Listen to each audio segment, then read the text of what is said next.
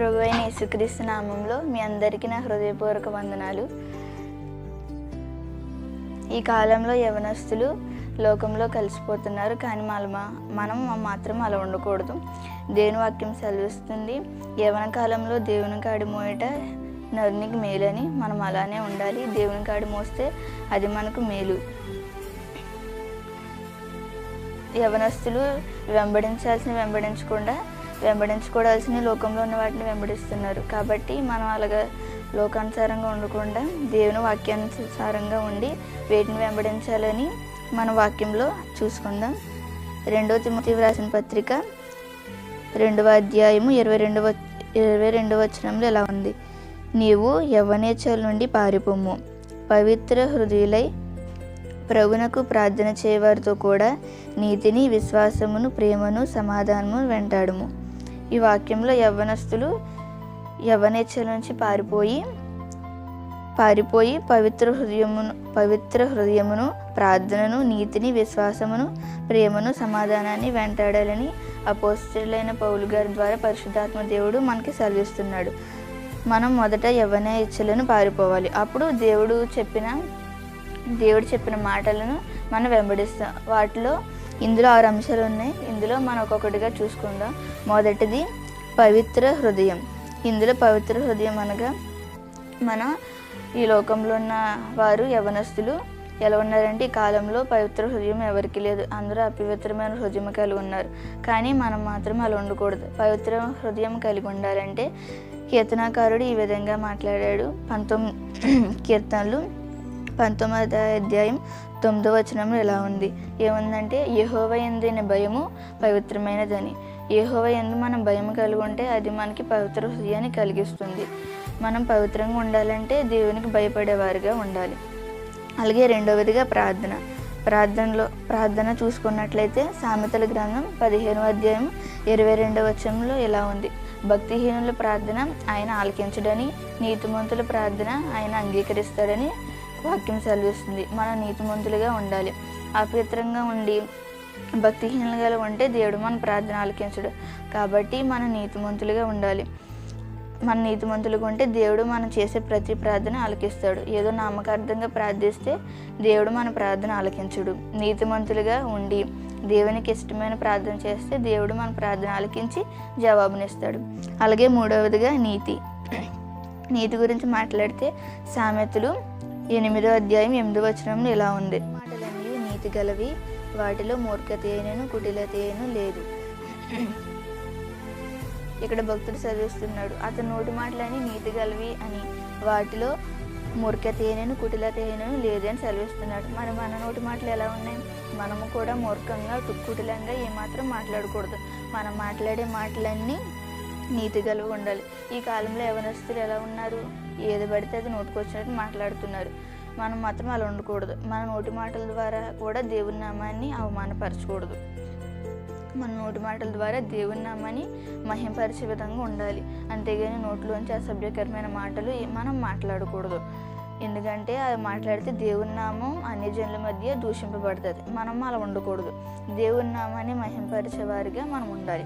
అలాగే 4వది విశ్వాసం గురించి మాట్లాడితే మనకు తెలిసిన వాక్యం దానియేలు 3వ అధ్యాయం 17 వేడిమి గల ఈ అగ్నిగుండములో నుండి మమ్మను తప్పించి రక్షించుటకు సమర్థుడు, మరియు నీ వశము పడకుండా ఆయన మమ్మను రక్షించును. ఒకవేళ ఆయన రక్షింపపోయినను, రాజా నీ దేవతలను మేము పూజింపమనియు నీవు నిలవబెట్టించిన బంగారు ప్రతిమకు నమస్కరింపమనియు తెలుసుకొనుము అని షడ్రకు, మేషకు, అబేద్నెగోలు ఈ ముగ్గురు యవనస్తులు రాజైన నెబుకద్నెజరు చేయించిన బంగారు ప్రతిమకు మొక్కమని చెప్తారనమాట. ఎందుకంటే ఆ ముగ్గురు యవనస్తులు దేవునికి భయపడ్డారు. మనం కూడా అలానే దేవునికి భయపడేవారుగా ఉండాలి. దేవుడు చేయొద్దన్న పని వాళ్ళు చేయలేదు. వేరే దేశంలో ఉన్న దేవుడు చూడట్లేదని వాళ్ళు అనుకోలేదు. దేవుడు చూస్తున్నారని దేవుని ఆజ్ఞకు లోబడి దేవుని యందు భయం కలిగి ఉన్నారు. వాళ్ళు విశ్వసించారు. ఏమని? దేవుడు వాళ్ళ నెబుకద్నెజరు రాజు వాళ్ళ అగ్నిగుండంలో వేసేసిన రాజు వేసేసిన దేవుడు వాళ్ళని తప్పిస్తాడని, రక్షిస్తాడని విశ్వసించారు. మనము కూడా అలాగే అవిశ్వాసులుగా ఉండకుండా విశ్వాసం కలిగి ఉండాలని వాక్యం ద్వారా మనం నేర్చుకున్నాం. అలాగే ఇంకొక చోట ఉంటుంది, విశ్వాసం కలిగి ప్రార్థిస్తే ఈ కొండ ఈదరి నుంచి ఆదరికి వెళ్ళినప్పుడు వెళ్తుందని. మన అవిశ్వాసంగా ఉండకూడదు, విశ్వాసంగా దేవునికి ప్రార్థించాలి. అవిశ్వాసులు అంటే దేవునికి ఇష్టం ఉండదు, విశ్వాసులు అంటేనే దేవునికి ఇష్టం. మన విశ్వాసం కలిగి ఉండాలి. అలాగే 5వదిగా ప్రేమ. ఇది చాలా ముఖ్యమైన అంశం. ప్రేమ అంటే ఈ కాలంలో చాలామంది యవనస్తులు లోక ప్రేమలో పడిపోతున్నారు. కానీ మనము అలా ఉండకూడదు. దేవుని ప్రేమ కలిగి ఉంటే ఈ లోకంలో అందరినీ మనం ప్రేమిస్తాం. ఏ రకమైన ప్రేమ అంటే అది దేవుని ప్రేమ. ప్రేమ గురించి న్యాయాధిపతులు 16వ అధ్యాయం 15వ వచనంలో ఒక మాట ఉంటుంది. ప్రేమ అనేది చాలా ముఖ్యమైనది. ఎందుకంటే చాలామంది యవనస్తులు ఈ లోకమనే ప్రేమలో పడిపోతున్నారు. ఈ లోక ప్రేమలో పడకూడదు.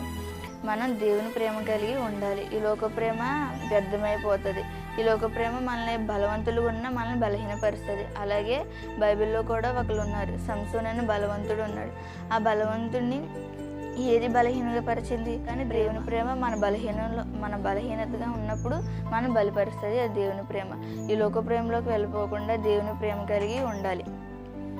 చాలామంది లోక ప్రేమలో పడిపోయి ఈ లోక ప్రేమలో ఉండి వాటి కొరకు వ్యర్థమైన వాటిని ప్రేమిస్తూ వాటి కొరకు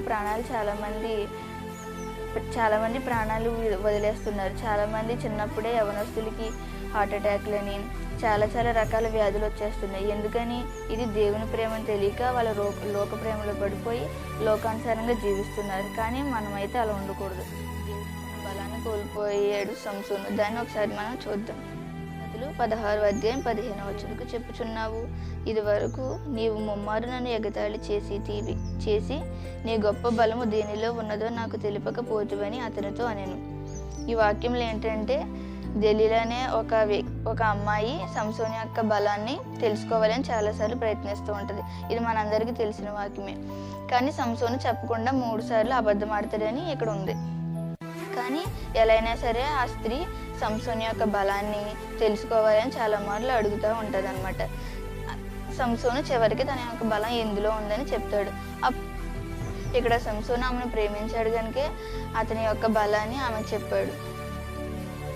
దేవుడు కూడా మనల్ని అలాగే ప్రేమించాడు కనుక మన కొరకు సిలువలో ప్రాణాన్ని అర్పించాడు. యవ్వన రక్తాన్ని మన కొరకు చిందించాడు దేవుడు. మనం ఈ లోక ప్రేమలో పడిపోకూడదు. ఈ లోక ప్రేమలో పడిపోతే అది వ్యర్థము. ఈ లోకము వ్యర్థము, మనం కూడా వ్యర్థమైపోతాం. సంసోను మనం అయిపోతాం. సంసోను ఆమెను ప్రేమించారు కనుక అతని యొక్క రహస్యాన్ని ఆమెకు చెప్పాడు. దేవుడు మనం ప్రేమిస్తున్నాడు కనుక మనల్ని లోకంలోకి వెళ్ళొద్దు, దేవుని ప్రేమ నిజమైన ప్రేమ అని మనకు చెప్తున్నాడు. కాబట్టి మన నిజమైన ప్రేమ దేవుని ప్రేమ కాబట్టి మన నిజమైన ప్రేమనే తెలుసుకోవాలి. ఆ నిజమైన ప్రేమ కలిగి ఉండాలి. అలాగే మరి ఒక చోట ఉంటుంది ప్రేమ గురించి. కీర్తన గ్రంథం 4వ అధ్యాయం 2వ వచనంలో ఉంటుంది, ఎంతకాలం వ్యర్థమైన దాన్ని ప్రేమించున్నావని.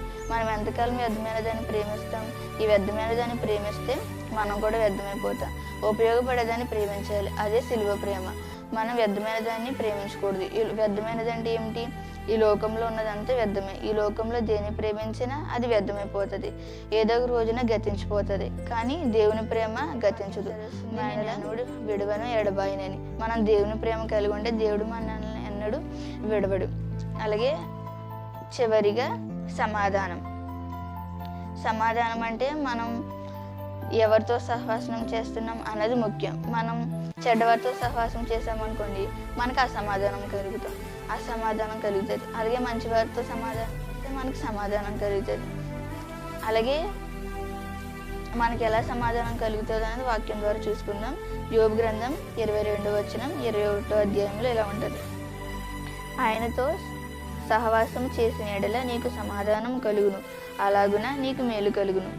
ఈ వాక్యంలో ఎలా ఉందంటే ఆయనతో అనగా దేవునితో సహవాసం చేయాలి. దేవునితో సహవాసం చేసిన ఎడల మీకు సమాధానం కలుగును, అలాగున మీకు మేలు కలుగును. మనం దేవునితో సహవాసం చేస్తే మనకి సమాధానం కలుగుతుంది. అలాగే మనం ఎవరితో సహవాసం చేస్తున్నా ఈ లోకంతో సహవాసం చేస్తే మనం లోకంలో ఉన్నవారి వల్లే లోకంలో కలిసిపోతాం. కానీ మనం దేవునితో సహవాసం చేయాలి. దేవునితో సహవాసం చేస్తే దేవుని మంచి స్వభావం మనకి కలిగి ఉంటాం. ఎప్పుడు మనం ప్రార్థన చేసుకుంటూ ఉండాలి. సహవాసం అంటే దేవునితో మాట్లాడుతూ ఉండాలి, వాక్యాన్ని ధ్యానిస్తూ ఉండాలి, ఎడతెగక ప్రార్థించాలి. ఇది సహవాసం అంటే. దేవునితో సహవాసం చేస్తే దేవుని స్వరూపం మనం కలిగి ఉంటాం. ఈ కాలంలో యవనస్తులు దేనితో సహవాసం చేస్తున్నారు అంటే లోకంతో సహవాసం. లోకంలో ఏముంటాయి? అన్నీ వ్యర్థమైపోయాయి. ఈ లోకంలో ఉన్నవన్నీ వ్యర్థమైనవి. కాబట్టి మనం వాటితో సహవాసం చేయకూడదు. ఇప్పుడు యవనస్తులు చెడ్డవారితో సహవాసం చేస్తున్నారు, మనం మాత్రం అలా ఉండకూడదు. యవనస్తులు దేవునితో సహవాసం చేసేవారుగా ఉండాలి. దేవునితో సహవాసం చేస్తే సమాధానం కలుగుతుంది. చెడ్డవారితో సహవాసం చేస్తే మనకి చెడు అంటే ఆ సమాధానం మిగులుతుంది. కాబట్టి మనం దేవునితో సహవాసం చేసేవారుగా ఉండాలి, మేలు కలుగుతుంది. ఈ లోకంతో సహవాసం చేస్తే మనకి మేలు కాదు, అసమాధానం కలుగుతుంది, అంటే కీడు మిగులుతుంది. మనం అలా ఉండకూడదు, దేవునితో సహవాసం చేసేవారుగా ఉండాలి. ఈ కాలంలో యవనస్తులు లోకంతో సహవాసం చేసి చాలా వాటికి బానిసలుగా అయిపోతున్నారు. మద్యానికి, చాలా చెడు వ్యసనాలకి, డ్రగ్స్కి, ఇలాంటి వాటికి బానిసలుగా అయిపోతున్నారు. అంటే వాటితో సహవాసం వాళ్ళు చేస్తున్నారు కాబట్టి మనం వాటితో సహవాసం చేయకూడదు. దేవునితో సహవాసం చేసేవారుగా ఉంటే దేవుని దగ్గర నుంచి మనకి సమాధానం వస్తుంది, దేవుడితో మాట్లాడగలుగుతాం, అలాగే మనకి మేలు కూడా కలుగుతుంది. మనం 6 విషయాలని ధ్యానించుకుందాం. పవిత్ర హృదయం అంటే ఈ కాలంలో యవనస్తులకి పవిత్ర హృదయం లేదు. మనం పవిత్ర హృదయం కలిగి ఉండాలంటే పవిత్ర హృదయం అంటే దేవుని యందు భక్తి కలిగి ఉండాలి, భయము భక్తి కలిగి ఉండాలి. ఇందాక మనం వాక్యం తీసుకున్నాం కదా, యెహోవా యందైన భయము పవిత్రమైనదని. మనం దేవుని యందు భయం కలిగి ఉండాలి. ఈ కాలంలో యవనస్తులు దేవుని యందు భయం కలిగి ఉన్నారంటే లేరు, నామకార్థంగా భక్తి చేస్తున్నారు. అలా అంటే పవిత్ర హృదయం కాదు. దేవుడు మనకి పవిత్ర హృదయం దయచేయాలంటే మనం దేవునితో సహవాసం చేయాలి. ఈ కాలంలో యవనస్తులు లోకంలోకి వెళ్ళిపోతున్నారు. అప్పుడు వాళ్ళ హృదయం పవిత్రంగానే ఉంటుంది, కానీ లోకంలో పడిపోయినప్పుడు వాళ్ళ హృదయం అపవిత్రమైపోతుంది. దేవునికి అపవిత్రమైన హృదయం అసలే ఇష్టం ఉండదు. ఎందుకంటే ఆయన పరిశుద్ధుడు కనుక మనం ఆయనతో మాట్లాడాలంటే మనం కూడా పరిశుద్ధత కలిగి ఉండాలి. అపవిత్రంగా ఉంటే దేవునితో మనం మాట్లాడలేం. అతని పరిశుద్ధ రక్తాన్ని మన కొరకు చిందించాడు. కానీ ఈనాటి యవనస్తులు ఆ పరిశుద్ధమైన రక్తంలో కడగబడితే దేవుని రాజ్యానికి వారసులుగా అవుతాం. మనం కూడా ఆ పరిశుద్ధమైన రక్తంలో కడగబడితే దేవుని రాజ్యానికి వారసులు అవుతాం. మనం కూడా కడవరకు దేవుని కొరకు పవిత్ర హృదయం కలిగి జీవనములో పరిశుద్ధమైన రక్తాన్ని మన కొరకు చిందించాడు. మనం కడవరకు ఆ పవిత్రతను కాపాడుకోవాలి. యవనస్తులు వాళ్ళ హృదయాన్ని అపవిత్రంగా మలినపరిచేసుకుంటున్నారు. మనం అలా ఉండకూడదు. దేవుని కొరకు పరిశుద్ధంగా ఉండాలి. పరిశుద్ధంగా ఉంటేనే మనం ఆయన చూడగలం. ఎందుకంటే ఆయన పరిశుద్ధుడు కనుక దేవుని మనం ఎదుర్కోవాలంటే మనం కూడా పరిశుద్ధత కలిగి ఉండాలి. ప్రార్థన అంటే మనం నామకార్థంగా ప్రార్థన చేసేవారికి ఉండకూడదు. యవనస్తులు ఈ కాలంలో ఎలా ఉంటున్నారంటే నామకార్థంగా ప్రార్థన చేస్తున్నారు. మనసులో ఒకటి పెట్టుకుని పైకి ఒకటి ప్రార్థన యవనస్తులు ప్రార్థన చేయాలి, ఎడతెగక ప్రార్థించాలని వాక్యం సెలవిస్తుంది. నీతిమంతులుగా ఉండాలి. చాలామంది లోకంలో కలిసిపోయి అపవిత్రులుగా మారిపోతున్నారు యవనస్తులు. నీతిమంతుల ప్రార్థన దేవుడు ఆలకిస్తాడని వాక్యం సెలవిస్తుంది. చాలామంది దేవుని ఎరగని యవనస్తులు ఉన్నారు. వారి ప్రార్థన దేవుడు ఆలకించడు, ఎందుకంటే వాళ్ళు అపవిత్ర హృదయం కలిగి ఉన్నారు. వారి మీద దేవుని ప్రేమ ఉంది, కానీ దేవుని తెలిసిన యవనస్తులు కూడా వారిలాగే ప్రవర్తిస్తున్నారు. దేవుని తెలిసిన యవనస్తులు ఏం చేయాలంటే దేవుని తెలియని యవనస్తులకి వారికి దేవుని ప్రేమను ప్రకటించాలి. కానీ దేవుని తెలుసుకున్న యవనస్తులు కూడా దేవుని తెలియని యవనస్తులతో పాటు లోకంలో కలిసిపోతున్నారు.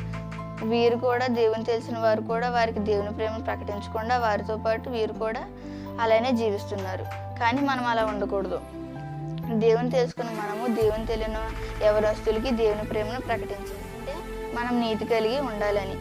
ఈ రోజుల్లో యవనస్తులు నోటికి ఏదొస్తుంది అపవిత్రమైన మాటలు, అవినీతి కలిగిన మాటలు మాట్లాడుతున్నారు. అలా మాట్లాడకూడదు. ఎందుకంటే చదువుతుంది నీతిగా మాట్లాడాలని. మనం నీతి కలిగి మాట్లాడాలి. అలాగే బైబిల్లో కూడా మనకు తెలిసిన ఒక యవనస్తుడు గురించి మీకు పరిచయం చేస్తున్నాను. అతని పేరు యోసేపు. అతను వేరే దేశంలో ఉన్న అమ్మివేయబడిన నీతిని, పరిశుద్ధతను కోల్పోలేదు. దేవుడు చూస్తున్నాడని భయం కలిగి ఉన్నాడు. అపవిత్రత అంటే అవినీతి అతను ముందుకు వచ్చినా అతడు నీతిమంతుడి వలె దేవుని చూస్తున్నాడని భయం కలిగి జీవించున్నాడని. యోసేపు ఎలా అయితే నీతిమంతుడిగా ఉన్నారో మనం కూడా దేవుని చూస్తున్నాడని ఈ కాలంలో ఉన్న యవనస్తులు కూడా అలానే నీతి కలిగి జీవించాలి. అలాగే 4వదిగా విశ్వాసం. మనం విశ్వాసం కలిగి ఉండాలి. అవిశ్వాసులకి ఏమాత్రం ఉండకూడదు. ఈ కాలంలోనే యవనస్తులు అవిశ్వాసంతో ఉంటున్నారు, కానీ మనం అలా ఉండకూడదు. విశ్వాసం కలిగి దేవునికి ప్రార్థించేవారిగా ఉండాలి. విశ్వాసము కలిగిన వారంటే దేవునికి ఇష్టం. విశ్వాసము కలిగి ప్రార్థిస్తే దేవుడు మన ప్రార్థన ఆలకిస్తాడు. ప్రేమ అంటే మనం లోక సంబంధమైన ప్రేమలో ఉండకూడదు. ఈ కాలంలో ఈ లోక ప్రేమలో పడిపోతున్నారు. ఈ లోక ప్రేమలో పడిపోయి దేవుడి దగ్గర నుంచి. కాబట్టి మనం అలా ఉండకూడదు. దేవుని ప్రేమను ఎరిగిన వారిగా ఉండి, లోకంలో చాలామంది యవనస్తులు ఉన్నారు, వారిని దేవుని ప్రేమని వారికి ప్రకటించి వారిని దేవుని ప్రేమలోకి తీసుకురావాలి. వ్యర్థమైన వాటిని కూడా ప్రేమిస్తున్నారు యవనస్తులు ఈ కాలంలో. వాటిని ప్రేమించకుండా మనం వ్యర్థం కానిది అంటే దేవుని వాక్యం, అంటే దేవుని ప్రేమించాలి. దేవుని ప్రేమిస్తే ఏది వ్యర్థంగా పోదు. అలాగే 6వదిగా సమాధానం అంటే మనం ఎవరితో సహవాసం చేయాలన్నది ముఖ్యం. మన చెడ్డవారితో సహవాసం చేస్తే మనకు అసమాధానం ఉంటుంది. మంచివారితో సహవాసం చేస్తే సమాధానం. కాలంలో యవనస్తులు చెడు స్నేహాలు పట్టి చెడ్డవారిలా మారిపోతున్నారు. వారికి అసమాధానం మిగులుతుంది. వారి తల్లిదండ్రులకి అవమానం వస్తుంది. కానీ యవనస్తులు అలా ఉండకూడదు. మంచివారితో సహవాసం చేసి దేవుని ప్రేమను వారు పొందుకోవాలి. దేవుని ఇచ్చే సమాధానం కలిగి ఉండాలి. అలా ఉంటే మనకి మేలు కలుగుతుందని వాక్యం సెలవిస్తుంది. బైబిల్లో ఆదికాండం 34వ అధ్యాయంలో ఒక యవనస్తురాలు ఉంటుంది. ఆమె తల్లిదండ్రులు లేయా యాకోబునకు కన్యన కుమార్తె. ఆమె పేరు, ఆ యవనస్తురాలి పేరు దీనా. ఈమె తల్లిదండ్రులకు లోబడకుండా షెకెము అనే స్త్రీలు దీనా. షెకెము అనే పట్టణం వెలుపల గుడారం వేసుకుని వాళ్ళ తల్లిదండ్రులతో ఉంటుంది. అయితే ఒకరోజు వాళ్ళ తల్లిదండ్రులను విడిచిపెట్టి, అన్నదమ్ములను విడిచిపెట్టి వారి మధ్యలో ఉండకుండా ఈమె ఒక పట్టణం యొక్క అందచందాలను చూడడానికని ఎవరి అనుమతి లేకుండా ఈమె వెళ్ళిపోతుంది. అక్కడికి వెళ్ళిపోయినప్పుడు ఏమవుతుంది, ఆమె యొక్క సాక్ష్యాన్ని ఆమె పోగొట్టుకుంటుంది, అపవిత్రమైపోయి ఉంటుంది. మనమైతే అలా ఉండకూడదు. ఈ కాలంలో నేటి యవనస్తులు ఎలా ఉన్నారంటే, వాళ్ళు తల్లిదండ్రులు చెప్పిన మాట వినకుండా వారి మాటకి ఎదురు చెప్తూ, వారు చేయొద్దన్న పని చేస్తూ, వారు వెళ్ళొద్దన్న చోటుకి వెళ్తూ వాళ్ళ యొక్క తల్లిదండ్రుల్ని బాధపరుస్తున్నారు. దేవుని చేతిలో పెట్టాలి. జీవితాలు దేవుని చేతిలో పెట్టాలి. దేవుని చేతిలో పెట్టకపోతే వారి జీవితాలు పాడైపోతాయి. వాక్యం సెలవుస్తుంది, తల్లిదండ్రులను సన్మానింపమని. ఈ కాలంలో చాలామంది యవనస్తులు తల్లిదండ్రులకు సన్మానించాలంటే వారిని గౌరవించాలని. చాలామంది యవనస్తులు ఈ కాలంలో వాళ్ళ తల్లిదండ్రులని గౌరవించట్లేదు, అగౌరవపరుస్తున్నారు.